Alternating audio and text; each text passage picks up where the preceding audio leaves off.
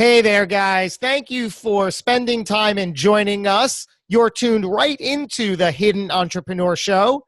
I am your host, Josh Carey. Our guest today is the president of Empowered Publicity, and for nearly 2 decades, he's been helping authors, speakers, and even professional wrestlers promote their talents and expand their audiences. His ability to highlight the best of what an artist brings to the table is uniquely exceptional, with the power of enthusiasm and determination. Jonathan is a seasoned professional at taking ideas and turning them into realities. He is a true partner in promotion, and I know this firsthand as I've had many lengthy conversations with him. We've compared many notes, and we continue to work closely together. I am honored to welcome this empowered man himself to the show. Right there, it is Jonathan Masiulionis. Welcome to the show, Jonathan. Appreciate the time, my brother Josh. It's an honor, a privilege, and a pleasure to be here with you on your podcast, on your show. Thank you.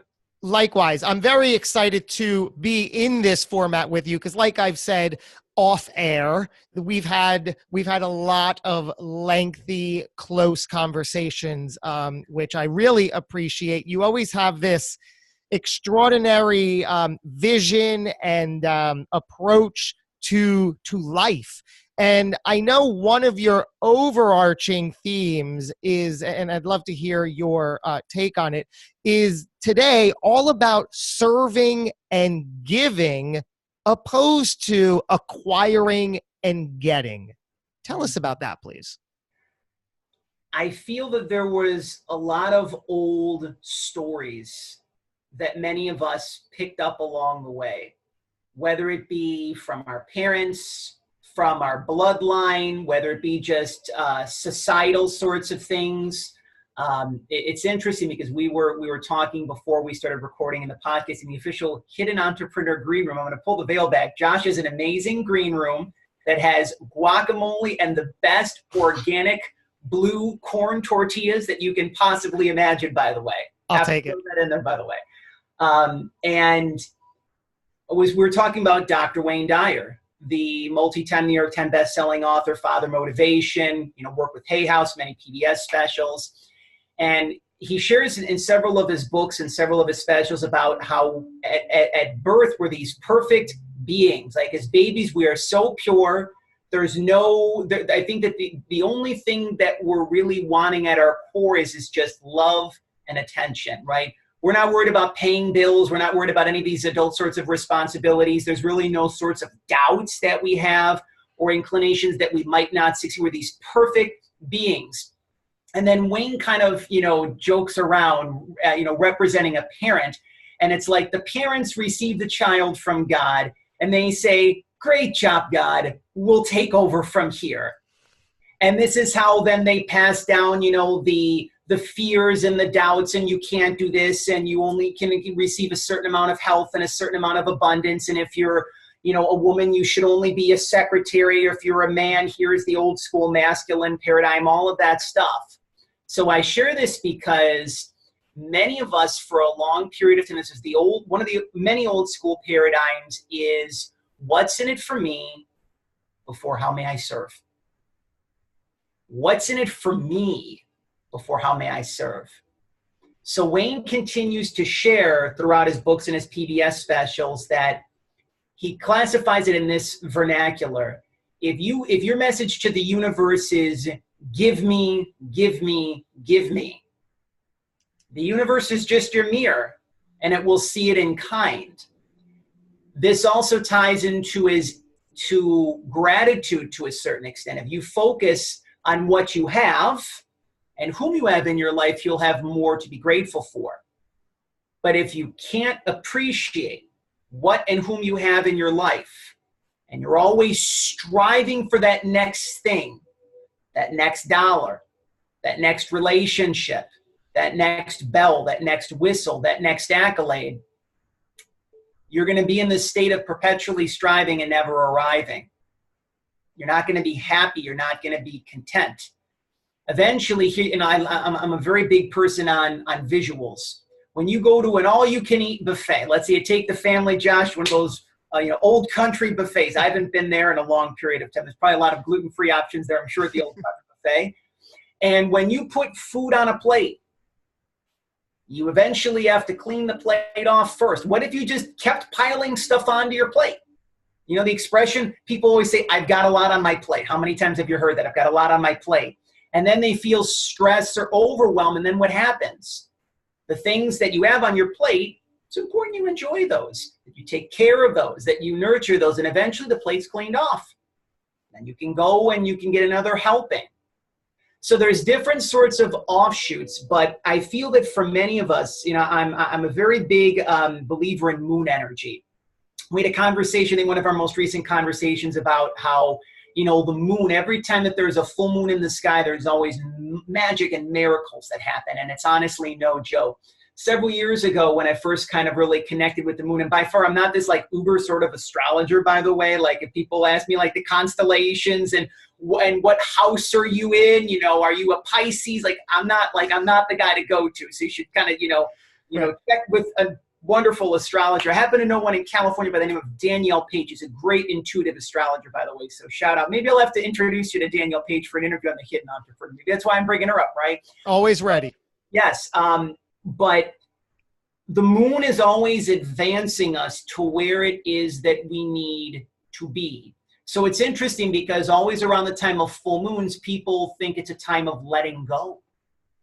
Even if you're not necessarily a believer in moon energy, sometimes people, as to part of anchor things into their reality, they'll do their own sorts of manifestation rituals. They'll write in their journal and, they'll write a letter, letting go of a toxic relationship, and they'll burn it, or they'll bury it at sea.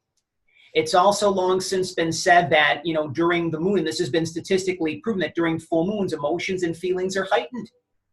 So I believe there's some sort of statistic rolling around that, like, hospitals and emergency rooms have more people that come in during that time because it's a lot of, we're whatever it is, 95% water, 90% water. So the moon also has an impact on the tides. So one would think that the moon would have an impact on us. So I feel as the result of this moon, which really was a very big game changer, a very, very, very big game changer, that many of us, and I feel that we're all at different points on our path. So many people may have already been in the energies of giving and serving versus getting and acquiring.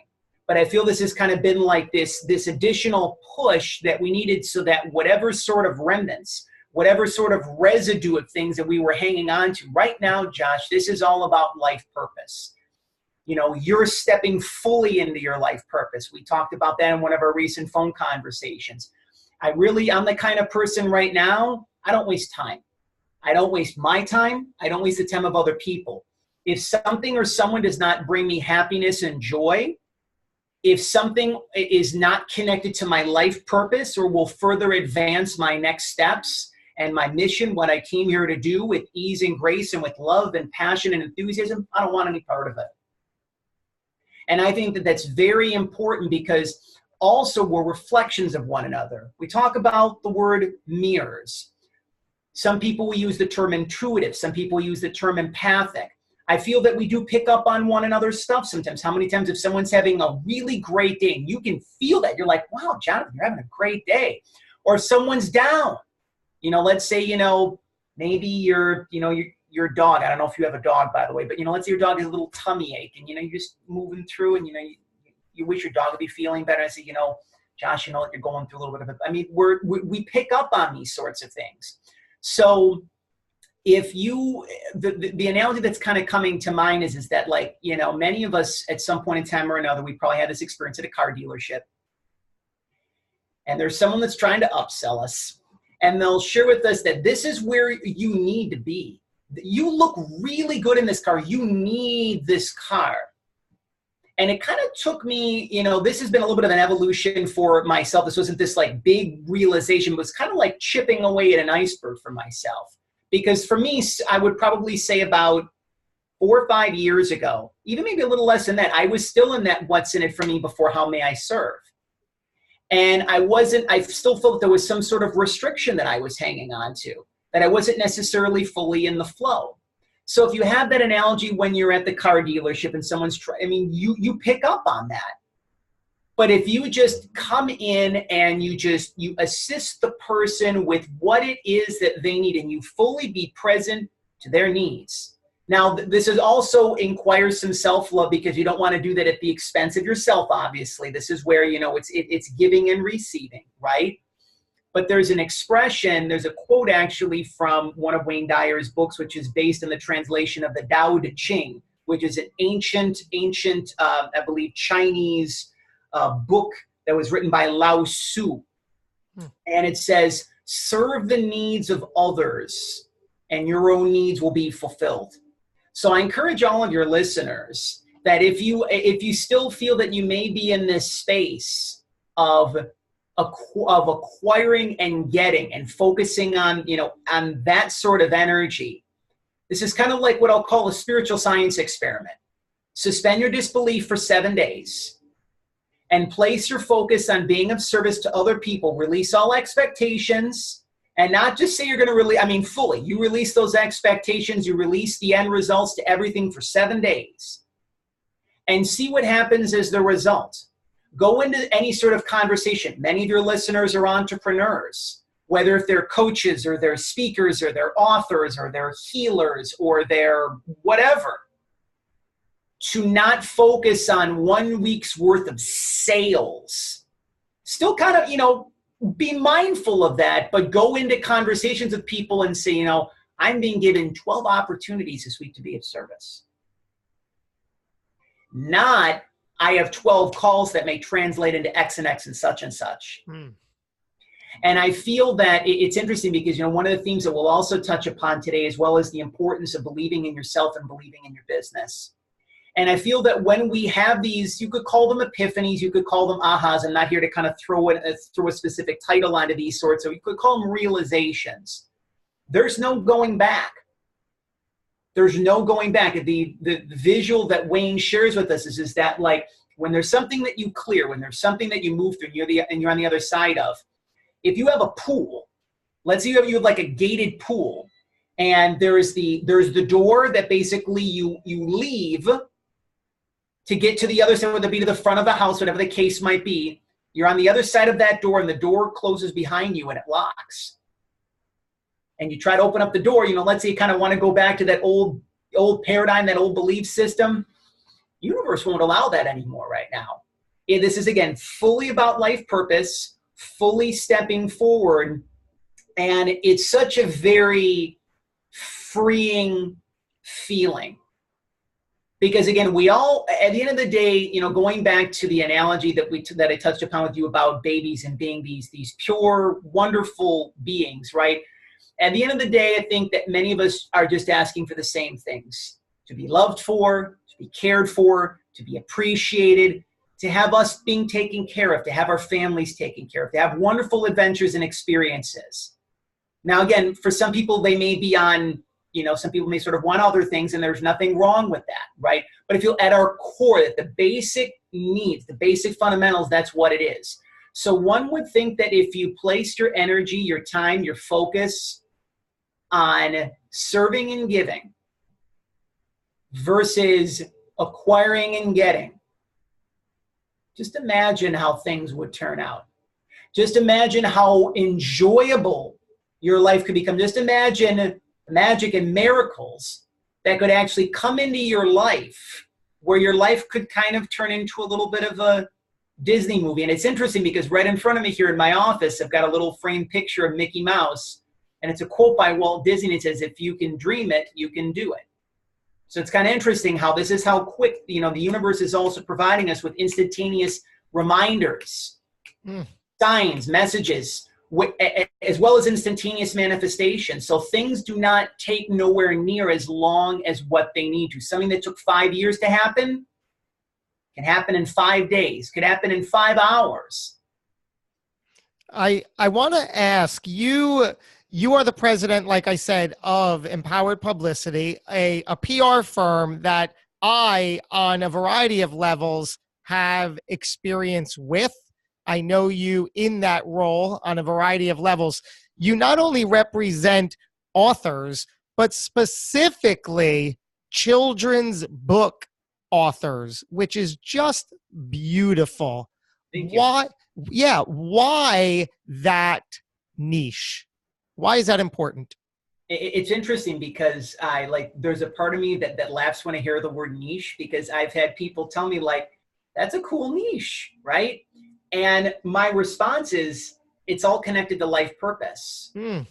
It's all connected to life purpose. I'll kind of peel the veil back a little bit, Josh, because I'm one of the things I'm also moving through is any sorts of fears of vulnerability and intimacy with myself. Go ahead.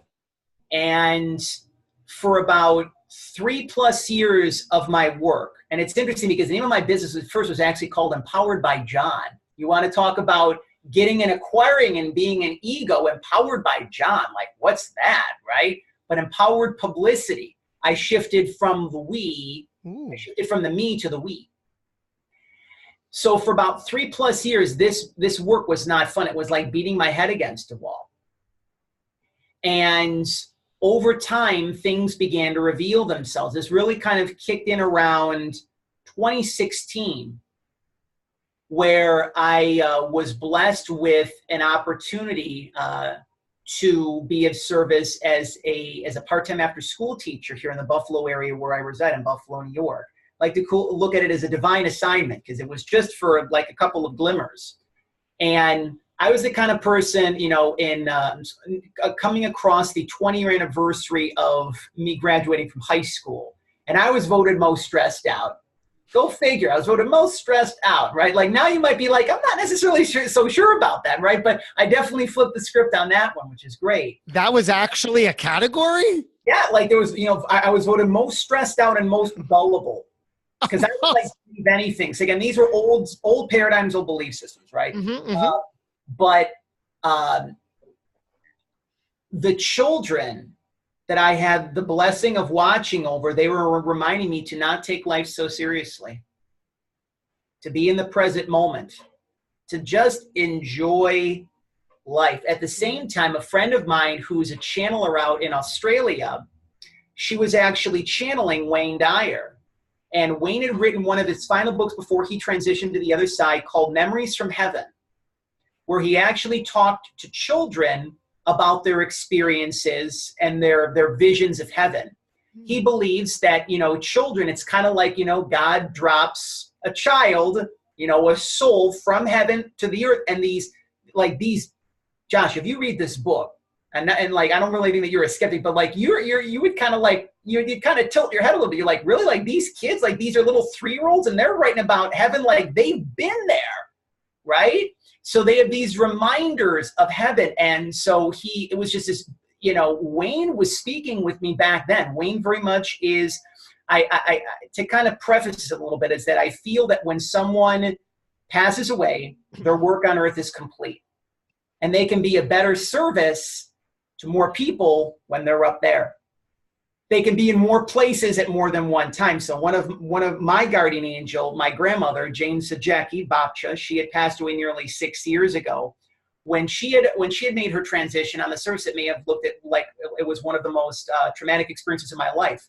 But she speaks with me, like I connect with her every day in prayer and meditation. Her favorite color was green, still is. So like I can be at a park, and she's all around me because all you see is the color green. And she'll be there. Like I will ask her, I will say, can you be with this person who's going through this? Can you be with my friend who's going through this?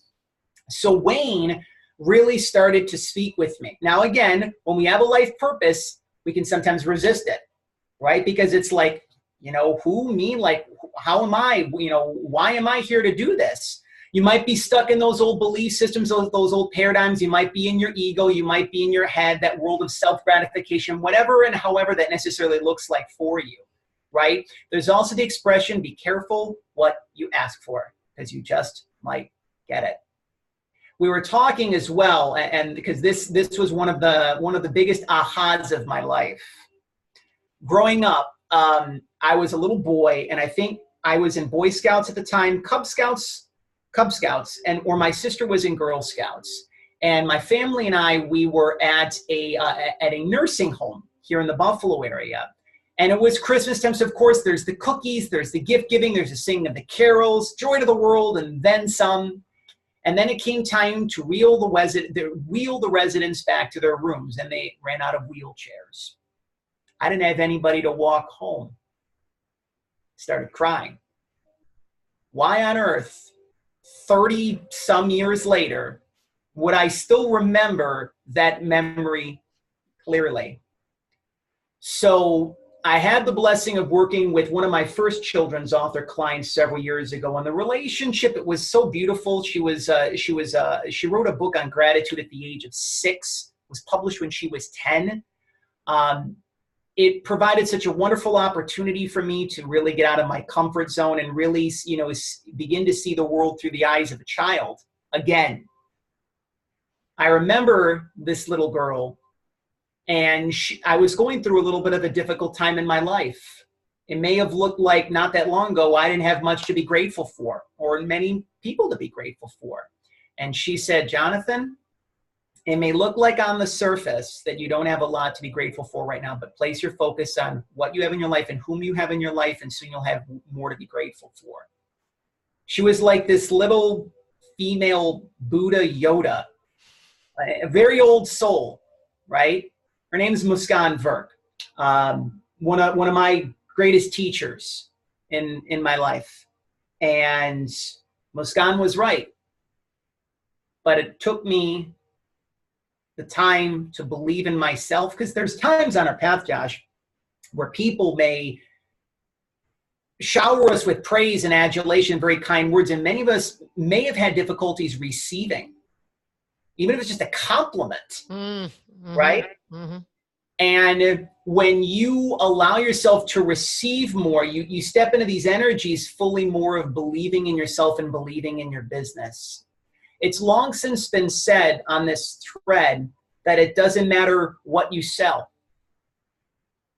I'm starting to believe it's not even about selling at all. If people are going to want to work with you, they'll work with you based on the old school paradigm was people will work with you for what you can do for them or for who you know. Now, there still might be a little bit of truth to that. If there's someone that, if I said, listen, Josh, I can get you to meet Oprah next week, you might be like, all right, I want to go talk to Jonathan. Like, I can meet Oprah. Maybe the hidden entrepreneur will be on the OWN network. Wouldn't that be sweet, right? That was more old school paradigm. New school paradigm is people will work with you for your energy. Because we're all energy, I really believe, in some way, shape, or form. People will work with you for your creativity. People will work with you for your passion. Now, I also do believe that it's a matter of what you can do for someone. It's not just like, Jonathan has this great energy. Like, I had people before that would want to work with me because I had this great energy, and that was that. But I'm also I'm very mindful now where it's a matter of I take the time to also listen to people more as to what it is that they're looking for. And if there's something that I can do for them, great. But I cannot be of service to someone if the relationship is also not in alignment. And the thing with the relationship that I had with the family of that children's author, I can never say a bad word about them in any way, shape, or form. But the relationship, it was not in alignment. And what do they say about the most successful people? That they say no, like the vast majority of the time, right? It's just something you have to do. And that's true. It's I think one of the new things we're stepping into is what I call the art of discernment, where we're really choosing to do the things that light our fire. We're aligning more with people that more represent our values and our beliefs. Two of the things that I really strive for, and it was difficult for me in some way for some time to really be purely authentic, because I was afraid of being my authentic self. So many of us, we walk around, we have these masks and disguises and veils trying to get people to like us, try to be, someone that we're not, try to be in our ego, whatever the case might be. But to get back to the heart of what we were talking about why children's authors is that one of my life's purposes is to open up a children's hospice, what I like to call a children's wellness center for terminally ill children, which kind of seems like, like opposite paradigms, like children's wellness center, terminally ill children. It's either one or the other. But I envision that this is a hybrid of Make-A-Wish meets Children's Hospice. So a place where children and parents and families, they can be in this energy of being in heaven before going to heaven. Oh, wow. It's beautiful. They can celebrate the quality of the end of their life. So you bring in authors and speakers and professional wrestlers. We'll talk about that shortly, I'm sure. And they all connect with the kids, the parents, and their families. Because one of my messages for the children is that love never dies. It only changes form. Let's go back to Babcha, if we may, because she's with us. I've already asked Babcha to be with you and your family, John. So if you get some unexpected blessings over the next couple of days, you're going to be like, Babcha, I mean, come on now. We got to celebrate and have some potato pierogi or something like that, right? I love it. That's the Polish side of me. Yeah. I kind of lost my train of thought there for a second.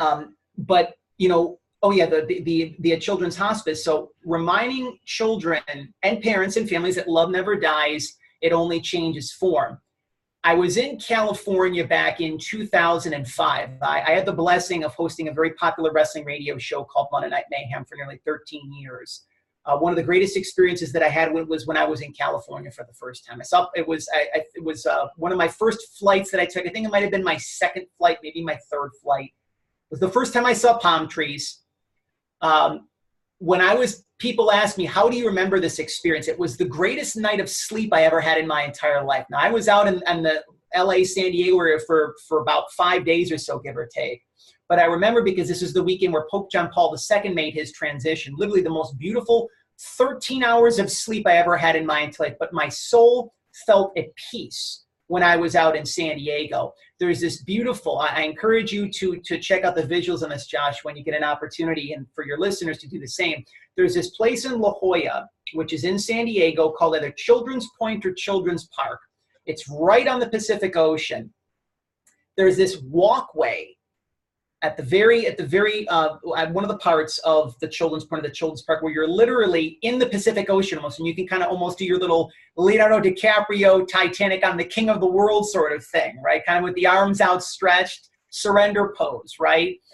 And you look around, you see baby seals, baby otters, you see families, you see sun, you see sand, you see water. In hindsight, that is where walking each other home is going to be built. Now, we're talking about believing in yourself and believing in your business. People will ask me, how are you so sure about this? One of the largest real estates in the entire country is in La Jolla, California. How's it going to be funded? Who's going to be working with you? Let's go back to Wayne Dyer for a minute. We got a lot of Wayne Dyer and Babcha present in the course of this interview, by the way. Wayne Dyer wrote a book called You'll See It When You Believe It. He encourages people to remind themselves that whatever it is, there's another book that he wrote. These are kind of perfect bookends. You'll see it when you believe it, and wishes fulfilled. He encourages and reminds people to believe that whatever it is that you want for yourself is already in existence. And you're living your life as if that's already a present fact. So, for example, when you're starting your business, you have that belief system that you are a successful entrepreneur. You may still be wet behind the ears. You may still not know what the hell you're doing fully. You're still taking the necessary guided action steps. You're still working. You're not just expecting, the infant baby Jesus to drop off a $5 million check on your doorstep, right? You're still doing the work as well, but you have this belief system. So I have this vision. It's literally anchored into my mind. It's anchored into my heart. Before the new Yankee Stadium was built, it was the vision of someone. It was a vision in the mind's eye of someone. And then there was the blueprints, there was the architectural phase, and then the new Yankee Stadium was built. It always starts with an idea. And I feel that if something is really connected with life purpose, I encourage your listeners to ask themselves this question, because we always, there's things we ask every day, like, God, send me $5 million. There's, a lot of people ask for things that might not necessarily be in their highest and best. It's interesting how we're always given what we need, not necessarily what we want. Sometimes people will call it God's plan and your plan. God's plan, or Spirit's plan, or the plan of Tom Brady, if you worship at the altar of Tom Brady of the New England Patriots. That's a joke, by the way. That God's plan is greater than ours. Sometimes they match. But I feel again that, like just these past several days, some of the songs, like I'm a connoisseur of 80s love music now, by the way. Like a child of the 80s growing up, I had a Fisher-Price record player and I was jamming out to Peter Gabriel's So, We Are the World, Cyndi Lauper's True Colors. Time After Time is the song that I have the connection with my grandmother. It's a very eclectic musical collection for a 5, 6, 7, 8-year-old in Buffalo growing up, right? So there's a beautiful song by Peter Cetera and Cher from the movie Chances Are with Robert Downey Jr. and Sybil Shepherd called After All. Mm-hmm. There's the song by the group Starship, Nothing's Gonna Stop Us Now, if you remember the movie Mannequin with Andrew McCarthy and Kim Cattrall. Josh, who doesn't? You're like, I was a huge fan of that. Yeah. Mannequin. Wow. By the way, it's my first Mannequin reference on the show, for the record. Beautiful. I did also, by the way, used to work at Blockbuster Video for a couple of years. Still the greatest experiences of mine. Like I still remember the movies and the recommendations that I would actually give to, customers that came in the store. The song Broken Wings by Mr. Mister. Yeah. We're talking about the butterfly, going back to our green room conversation. Take these broken wings and learn to fly again, learn to live so free. These are the 3 songs that have been coming up that have been kind of shown to me over these past several days. And you know what? I feel like there are some life-altering, radical changes in my life. You asked me a question about, were there any sorts of ahas or breakthroughs that you ever had in your life? And I feel that, believe it or not, we'll probably have a conversation at some point, whether it be part 2 of the interview or whether it be it's a separate phone conversation. There are some of the greatest experiences in my life within the course of the next 3 to 6 months. This is a game-changing year for myself. One of the things that I have seen, and I'm very careful about what it is that I ask for, by the way, I have seen and maybe depending upon when this program is uploaded, maybe these things already may be in place. This is the great thing, right? I have spent the necessary time learning to come to balance and peace within myself and learning to love myself. There's a lot of people and I do my part to not be judgmental, so this does not sound judgmental in any way. There's a lot of people that believe in the Renee Zellweger, Jerry Maguire syndrome, as I like to call it, or I should say, whatever the Renee Zellweger character was in Jerry Maguire. The scene on the bridge where she reconnects with Jerry and she says, "Shut up. You complete me," right? And that's what we think of when it comes to relationships, that other person completes us. And then what happens when that person leaves or they break up with us or something happens? Pain, trauma, suffering, etc., etc., etc., etc. That person completes you. No, that person complements you. Compliments you. So it's like you're having this great time, you're driving in your own lane, you're being of service, you're loving yourself, and look at this, I have a passenger that's coming along for the ride. And however long that person is meant to be there, many of us, I feel, some people will use the term, this may sound like a super spiritual, lovey-dovey term, they'll use the term beloved. It sounds like one of those deep Harlequin romance novels. My beloved has come into my life, right? That's the case with many of us. We cannot do what it is that we came here to do by ourselves. I've been very open about this. In order for me to be able to do what it is that I came to do, I've told my grandmother, I said, listen, I had difficulties before about asking myself to receive a sedbaptium. I even just said these words several days ago, about 48 to 72 hours ago. I said, I am now ready for God's plan for me to be revealed. When you get to the point in your life when you can freely say those words and not asking God or demanding from God and saying, I want to see your plan. Like many of us say, God, show me your plan. Show me us, like we're like demanding things from the universe. We're demanding things from God. I said, I'm asking for God to show me and to deliver his plan to me. So I feel over the course of these next several months that my life partner that I have been spending probably generations and lifetimes preparing for in this way, in my kitchen, in my residence, for years, I've had 2 placemats at my kitchen table. What? it's normally just me here, right? But I've been literally preparing. I've been setting the table. So this also kind of has a business connotation, by the way. So let's say, you know what, maybe if you're a startup entrepreneur, you've even just been in business, or maybe you're wondering if it's time to shut the business down, there's a lull in the business, right? You prepare the space. You know, as a publicist, one of the things that I have is a media list. And I'm beginning to expand my media list because I know that there are other clients that are going to be coming in the equation in the spring that will be needing those placements. I've asked the universe, I said, the next level of placements. I'm blessed to be pitching out clients of mine to the Today Show, to Good Morning America, CBS This Morning, nationally syndicated radio shows, like kind of some of those next level placements, right? But it's a matter of preparing the space. One of the things is you can kind of tell, and just the listening audience can't see this, but you know, there's you know, like Winnie the Pooh's behind me, and I've got Daniel Tiger that's behind me, right? One of the reasons that I incarnated here this lifetime was to also be a great father. And I have asked, that particular thing is not in the equation yet by far, right? But I've communicated with my son for many years, for probably about 3 or 4 years. We've had conversations. And you kind of like the head tilt, go back to that Memories from Heaven book, and you can kind of understand a little bit about like what I'm talking about. And he's known, like I've told him, I've said like, I'm getting my you-know-what together. I'm getting my SH hockey stick T together. Not yet, not yet, not yet, not yet. I know that the time is approaching for that as well. And here's the thing is that, again, be careful what you ask for because you just might get it. I'm not scared.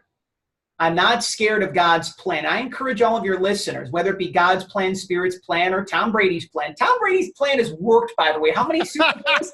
Eight? I mean, there's truth to that, right?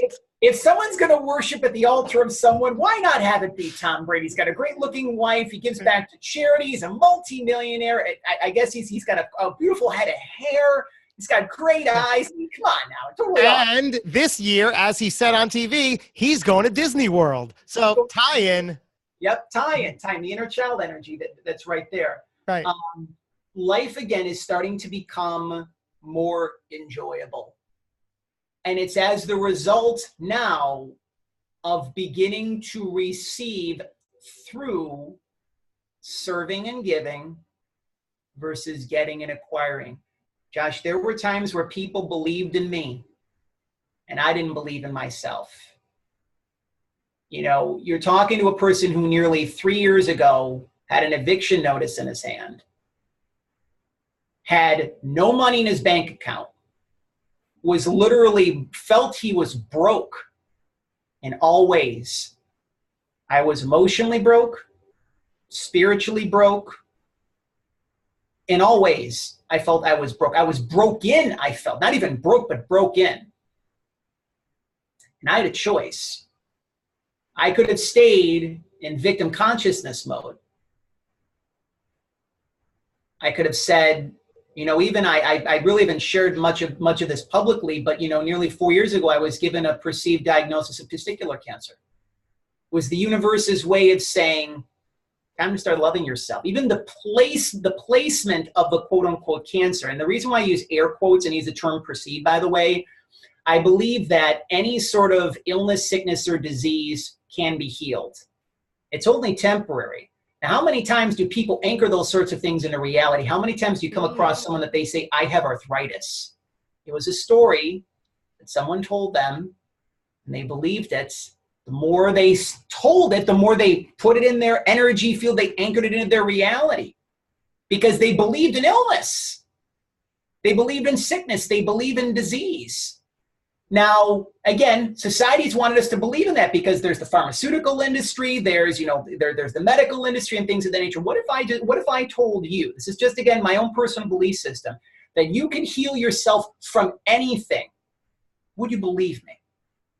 7 days, that spiritual science experiment for 7 days. If you have cancer, or if you have Schmedrick's disease, or whatever, like the term Schmedrick's disease just came to mind, whatever label you've been telling yourself,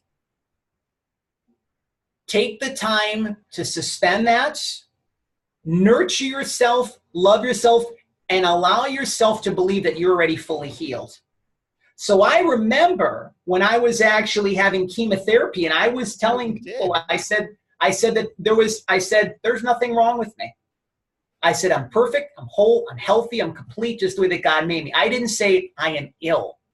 Wayne Dyer reminds us that three of the most powerful words, or I should say, well, two of the most powerful words in the English language and lexicon is I am. How many times do you run into people that say, I am tired, I am sick, I am poor, I am ill? And you're literally just, there's a connotation between the name of God, I am.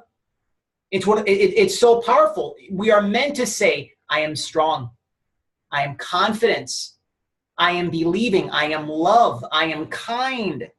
You're putting that energy out into the world, and it's coming back to yourself. So again, I share all of this because I manifested the opposite end of the equation. I manifested the eviction notice before. I manifested the no funds in my bank account. I manifested the perceived testicular cancer.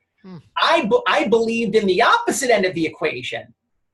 And as the result, I said, you know what? I am a strong manifester. Maybe I can manifest the opposite end of the equation. So you've had many people on your show that have had these really great stories, and sometimes they have to have this bottoming out, or they hit this rock bottom. And sometimes some of the greatest, people that are multimillionaires, best-selling authors, whatever, sometimes they had like these really horrific stories where they went through liquid SH hockey stick tea, right? So I'm not necessarily trying to categorize myself in that particular whatever, even though I do feel that I'm coming into a large amount of wealth this lifetime. I've already, some of the children, this is interesting. I'm going to share this briefly if I may. Going back to when I was working as the after school teacher, I began to tell my students, I said I'd see myself driving in a purple Mercedes-Benz. When I was out in California, I'd seen visuals on the New York State Thruway when I was getting chemotherapy of Mercedes-Benz, and I said, Babcha, what are you trying to tell me? This is when I was struggling through worthiness and all of that sort of stuff. And I said, how could I afford a Mercedes-Benz at the time? And I shifted my paradigm and belief system to not only will I be able to afford driving a Mercedes-Benz because for whatever reason it's having a connection with me, but I will also be able to donate to charity whatever the cost of a monthly Mercedes-Benz payment would be per month. So I started telling myself that. So now, whether or not I'm driving the Mercedes-Benz, I just share this as to bring some humor and to lighten things up a little bit. I pointed to one of my students and I said, there's my Mercedes-Benz. And they said, Mr. Jonathan, that's a 2010 Chevy Blue Cobalt. And I said, you got to look real closely. You got to look real closely. So now that I am no longer chasing, because I also chased too, and I think many of us will chase relationships, money, business, men, women, whatever our orientation is, right? We'll chase things, and chasings they'll put in a repellent energy. Or we try to chase the further away it seems that it is for us, the more it eludes us, right? So the fact that I am now placing, and this is, again, it's been a process. It just hasn't been just right now. This has been a process. But the fact that I am now purely 100% focusing on serving and giving and not getting and acquiring, this is how the other sort of manifestation begins to happen. Moving out to California in 2 years' time. What I do through empowered publicity, I say this really from my heart. I don't feel there's really anyone that's doing what it is that I'm doing out there. But that's also the case, and it's a reminder for all of your listeners who are also entrepreneurs, that what you're doing, there are 7 billion people in this world. 7 billion. One of the old school business paradigms is that of who's going to be my clients for the month, right? We can kind of be like, who's going to be sent in, right? We may ask ourselves, there's thousands upon thousands of authors. There's tens of thousands of coaches. I mean, probably tens of thousands of authors too. Why me? Who would want to read my book? Who would want to see me speak? Who would want to buy my service? Who would want to listen to my podcast? There's a lot of podcasts out there. That's that old tape, that old story. Everyone has what I call a soul signature. Everyone has unique skills, gifts, talents that they were born with, that they were blessed with, that they're really stepping into. They have a unique DNA, a unique soul signature that nobody else has. Why wouldn't someone want to work with Josh Carey? Why wouldn't someone want to be on the Hidden Entrepreneur podcast? Why wouldn't someone want to work with Jonathan Masiulionis? Why wouldn't someone want to be a member of Empowered Publicity? Old stories have no weight anymore. We're starting to see the truth for what this is. This recent full moon, Josh, is called the truth moon. The truth moon. So we're stepping into realizations of what we now know is complete and utter BS and nonsense. Stories that we believed, maybe for generations, for lifetimes, for eons. And I'm so excited. I'm not just excited for myself, I'm excited for you. I'm excited for your listeners. I'm excited for all of us. Because listen, it's very easy to turn on the television or the radio or the internet and think the world's going to hell in a handsack. Anything Donald Trump related, insert joke here, right? It's interesting because one of the things that I really felt when Donald Trump took office, not to get super political, but I felt that there would be the rise of empowerment. People would start to realize that there's other things to life. There was a statistic that I saw how there's a lot of the old brick and mortars are going under, Toys R Us and Payless Shoes and all these sorts of stores. People felt they had to be chained to a desk. I used to work in collections for 13 years as well too. So I had this belief system that someone had to sustain me or support me. So one of the stories that I began dissolving was that, and that I no longer have to get money. I no longer have to acquire money. It's simply about alignment. It's about aligning yourself with the right people, with the right energy, with the right beliefs. So you may not be the smartest person.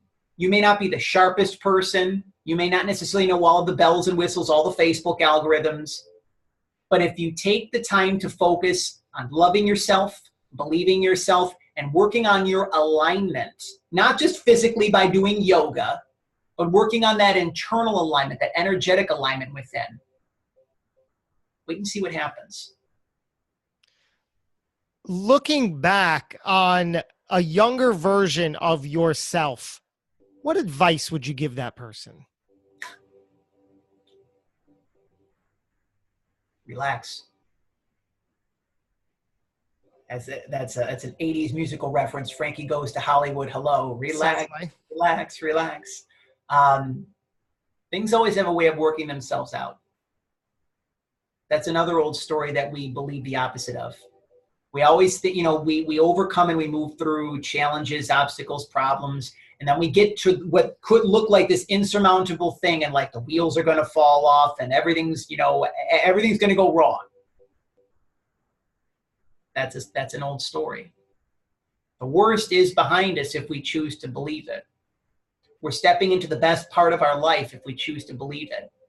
So if you look, the visual that I always give is that of a tapestry. You can look back on your life. You can see how everything is connected. No experience is wasted. One of the things that I do quite regularly is I thank and I express gratitude for people, events, and experiences and relationships of mine that are no longer even in place. I send gratitude and appreciation to collections and what it taught me and the people that I worked with. Many of us will hang on to anger, hurt, resentment, lower vibrating emotions such as that. That stuff eats at us. That stuff literally eats away at us if we allow it to. So some people may, feel very hurt. And I'm not saying, to not feel the hurt, but to allow that to control you, or to, because this isn't just the cliche expression of life is too short. But at the very end of the day, everything has something to teach us. Now we're receiving our blessings and life lessons with ease and grace if we allow it. Before, and it was pain and suffering. We had to, you heard the term karma. We had to clear all that stuff out, all those interesting sorts of experiences. That's all done and behind us. We're wiser, we're smarter, we're more compassionate. We're also opening our hearts more. We're opening up our hearts more. So as the result of that, we now know that life always takes care of us. If you look back on your life, every single thing that you needed, when it was needed, has always been provided to you. It always is a way of working itself out. So it's interesting because, again, I actually have pictures here in my office. When I graduated from preschool, we had this little thing called the color parade. And we had, each of us was holding a circular piece of construction paper that had a color, and mine was green. Fittingly enough, my grandmother's favorite color. Go figure, right? My grandmother also got me the VHS of the Disney beloved classic Pinocchio when I graduated kindergarten as well. How I remember that, I don't know, right? But I look at my inner child, and I had spent a lot of time doing inner child work and really reconnecting with my inner child. But here's what's happening right now for many of us, is this bridge that the hand of our inner child is connecting with the hand of the empowered man or the empowered woman. So there's this union that's happening within, masculine and feminine. And what happens when something happens on the internal? It reflects in the external. So when you have the unification, not to get too uber duper, I'm not here to get two twin flame energies or anything like that kind of stuff, right? But when you do the work on the inside, whatever that is, if it's self-development, if you're reading books, if you go to school, eventually you may get a better job. You may get a promotion. You may get some sort of an accolade or something like that as a result of taking the time to do the internal work. It always reflects in your external realm. Your external realm is always a reflection of what you are on the inside. It's just reflecting things back at you. So one of the things as we begin to wind down our time here, Josh, that I'll tell you is this. I had an interesting experience in my life several years ago, which I thought at the time it caused me a lot of trauma. One of the stories that we told ourselves was about rejection. Rejection. And first of all, I had the blessing of interviewing Jack Canfield several years ago on a podcast that I hosted called So Luminous Radio. And he said, Jonathan, rejection is just a myth. Rejection simply means redirection. Rejection is just a myth. Rejection means redirection. At the time, that person who I thought rejected me, she was reflecting back to me where I was actually rejecting myself. I was rejecting who I was. I was rejecting my own love. And that soul, that beautiful soul, was reflecting that back to me. It took me nearly 5 years to realize that. And that came to me, that epiphany, if you want to call it, or aha, came to me this week. Guess what's happening? The script is being flipped. Where now that I'm no longer rejecting myself, things that may have looked like relationships that are taking new forms. I'm getting like this visual of Demi Moore and Patrick Swayze in the movie Ghost when they're molding the clay together. Talk about a very, very intimate movie right there, Ghost. I mean, I just saw Dirty Dancing on the big screen several weeks ago at Regal's. You want to talk about being comfortable in your masculinity when you can say, go Patrick Swayze, you've got amazing hips. That's years of the inside work. Before and growing up, I'd be like, no, Dirty Dancing, hell no, that's a chick flick, right? No, but it's interesting. And this is, Wayne's got a little parting shot for us. I'm looking at this calendar post that I have here in my office, and it says, to achieve success in all areas, shift your consciousness to an appreciation for all you are and all that you're blessed to have. And if I may add, ... believing in yourself, believing in your business, believing in all parts of you, believing in life, and placing your energies on giving and serving versus getting and acquiring. Well, look at that bookend. You literally ended it with the exact first question that I started. We got there. And dare I say that little chunk you mentioned about rejection is only redirection. As you're talking about that, my goodness, chilling to hear that because it resonates so deeply. And that is certainly something that I can go back to, listen to again and again, and really embrace and understand, because there is so much to that, so much. No matter where you are in life, you can really use that and place it somewhere and use it for good. So thank you for sharing that. Thank you. Yeah. So much. I mean, that's all I can say. There was just an hour of so much good you put out there for us. Thank you, Jonathan. Absolute pleasure to have been here with you, having come from all the dialogue we had not recorded. I do want to express again my gratitude to you, Josh, and you're doing something very commendable. It's very important that I remind you of your soul signature. I love to help people share their stories. People will ask me, what is empowered publicity? What is your why? Why do you do what you do? And I love to help people share their stories. And you do the same thing in your own way. And coming from someone who's spent nearly 15 years in the realms of radio and podcasting, and a lot of people might not necessarily know what it's like to actually put a show together between, promote from, putting booking, or from, getting guests on the show, to putting booking sheets together, to promoting a show. Then there's the actual dialogue. You have a way of making people safe. You have a way of making people feel loved. You have a way of making people feel nurtured and cared for. You are a very gifted conversationalist.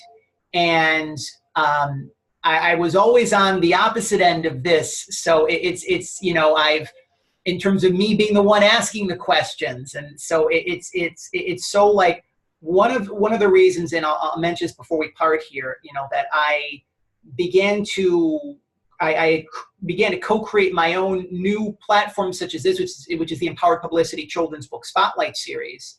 I have the blessing of interviewing children's authors and illustrators from around the world, Mondays at 3 Eastern and Thursdays at 7 o'clock Eastern. You can check out empoweredpublicity.com for more details, by the way, and you can tune in on Facebook, which is the mothership. You can also check out your favorite archived editions on the Empowered Publicity YouTube channel. Josh has been very instrumental in a lot of the success of Empowered Publicity, by the way, so I want to thank you for that over the course of these past several months.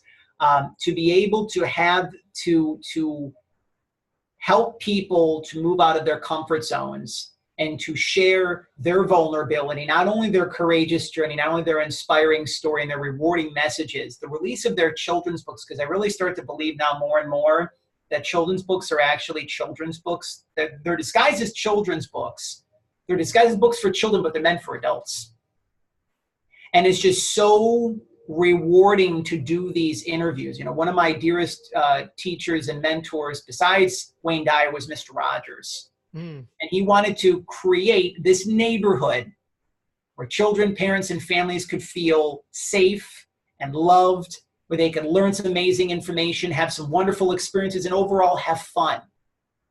And so, thanks to, listening to my grandmother and following her guidance, have created something very special. So I share this with you because the Hidden Entrepreneur provides a wonderful service to the world, especially with this podcast. So I encourage all of your listeners to stick with Josh, because Josh is doing some amazing things right now.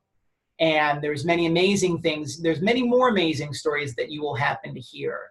And the fact that you're taking the time to listen today, to listen to this interview, let's cap this off with gratitude, because you could be listening to any podcast. We talked about there's millions of podcasts out there, right? To choose from, different sorts of listening and visual platforms.